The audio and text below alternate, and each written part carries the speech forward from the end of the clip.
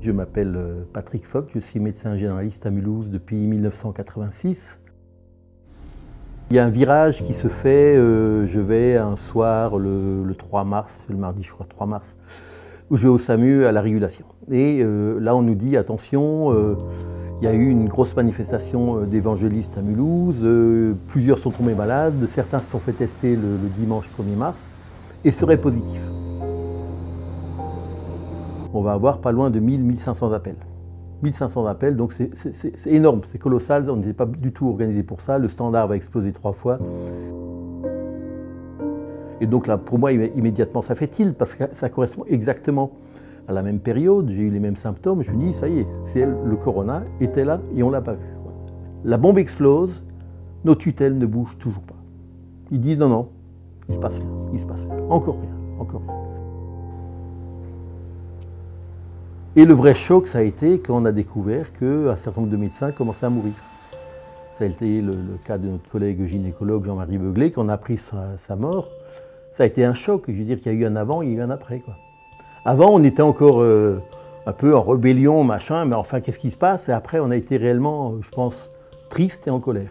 Vraiment triste et en colère d'avoir été mal informé, d'avoir été mal préparé. Ça a été ce moment-là, on s'est rendu compte qu'on était passé de la grippette à la maladie mortelle, quoi. Et là, ça a été vraiment une prise de conscience qui a été terrible, quoi. Et puis, on a vu, comme dans le cabinet, des gens qui avaient vraiment des gros troubles respiratoires, hein, des jeunes, des moins jeunes, qui venaient, qui étaient épuisés, qui n'avaient plus d'air, qui n'arrivaient plus à respirer, et pour lesquels on n'avait pas beaucoup de solutions, hein, on n'avait pas grand-chose. Donc, tant qu'ils étaient à peu près dans les normes, on donnait un antibiotique, un peu de réhydratation, un peu de paracétamol, aéré, lavez-vous les mains, et on en était là, on n'avait pas de solution thérapeutique à leur proposer. J'ai fait le compte, oui, j'ai eu 8 personnes en réanimation et 4 qui sont décédées.